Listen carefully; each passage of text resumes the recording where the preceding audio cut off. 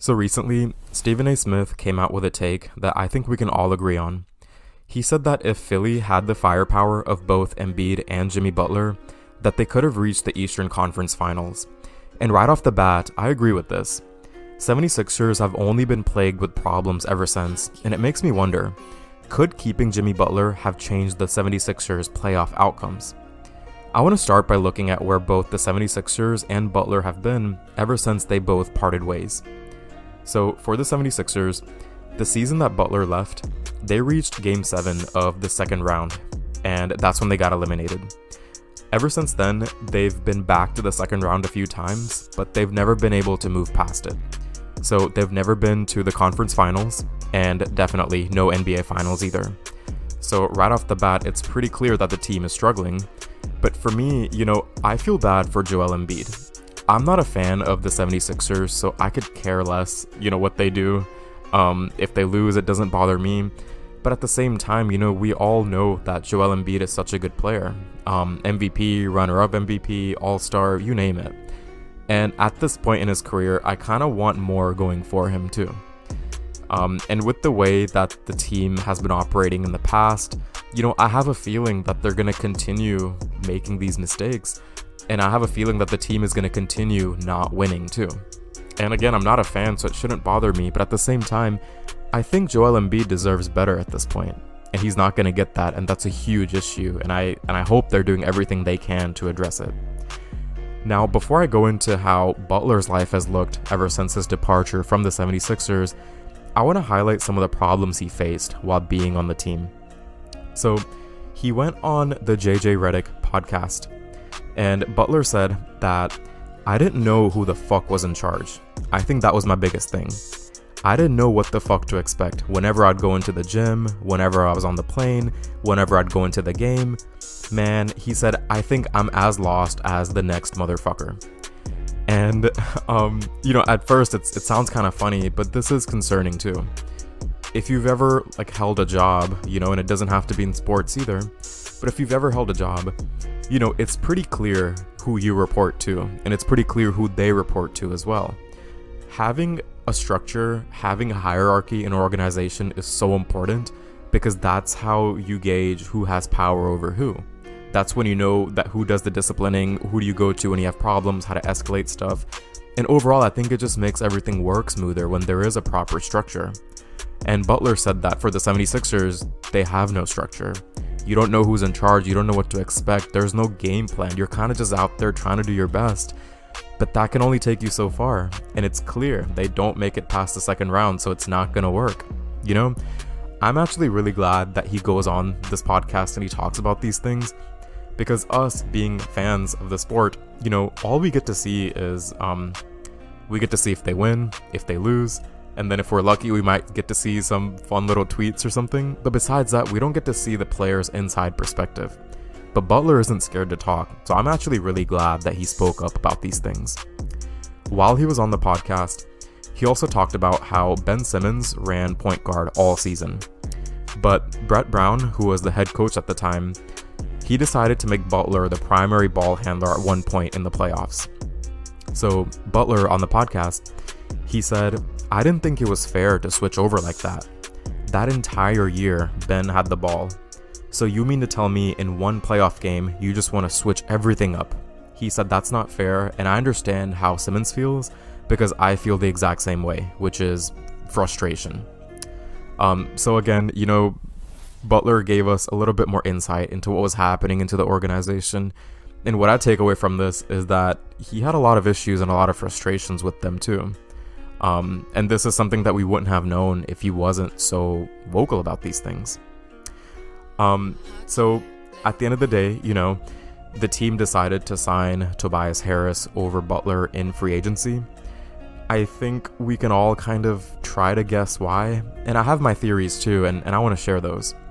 So number one, at this point, the team, first of all, was losing.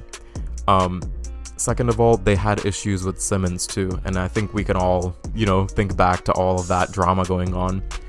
And so what I'm thinking is that the team, they had Joel Embiid under contract. They don't know if they don't know if they can get Butler back, and they don't know if they can get Simmons back either.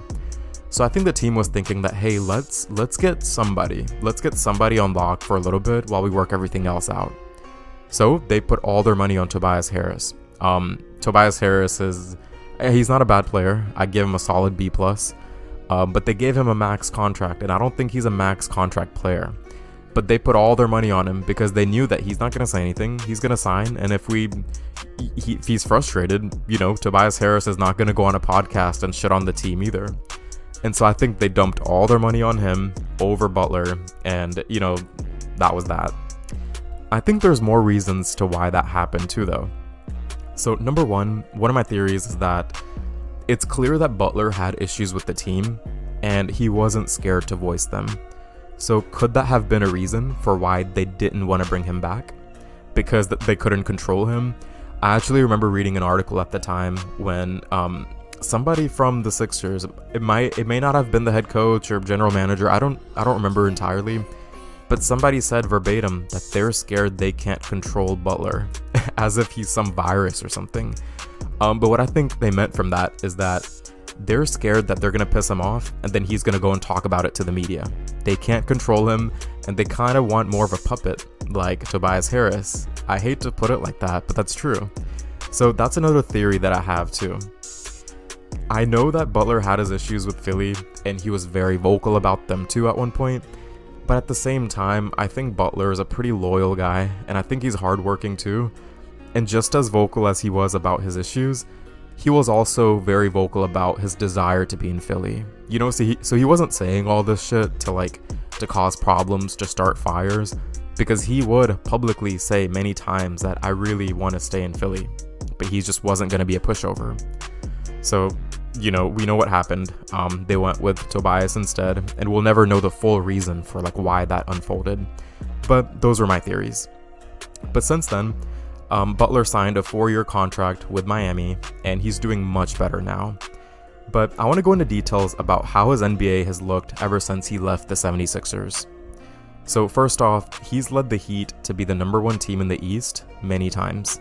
So they would go for long stretches being the number 1 team. And they did this while having missing players or random trades happening, injuries. So despite all of this, they stayed either number 1 or I think top 3, top 4. They were really good about staying up there, I remember.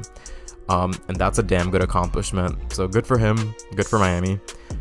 He's also taken Miami to the finals twice somehow, which is damn impressive.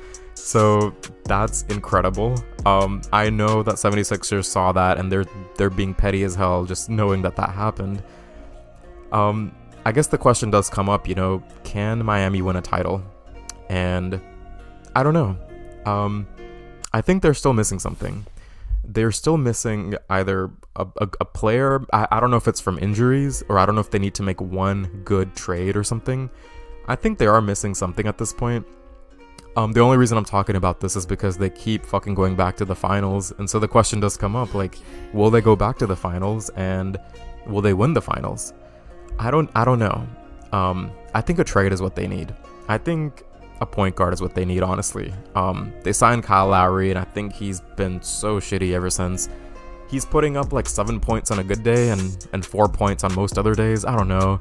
They need something, but either way, Butler's doing his thing, and I definitely agree with Stephen A. Smith. The 76ers definitely messed up, and now they have their own problems to deal with. They can't win, and they also have a lot going on with James Harden too. And maybe I'll make a video about James Harden at some point in the future. But my main thing is that I think they're throwing Joel Embiid's career away with this front office. And I don't know, I just hope for the best for Embiid too. But it's good to see Butler doing his thing in Miami. They have a good coach and front office, and I hope that they can continue to develop the team around Butler. And who knows, they just might win a title too. But that's all that I have to share for today. I would love to hear your comments and your take on this as well. And I will see you in the next one. Peace.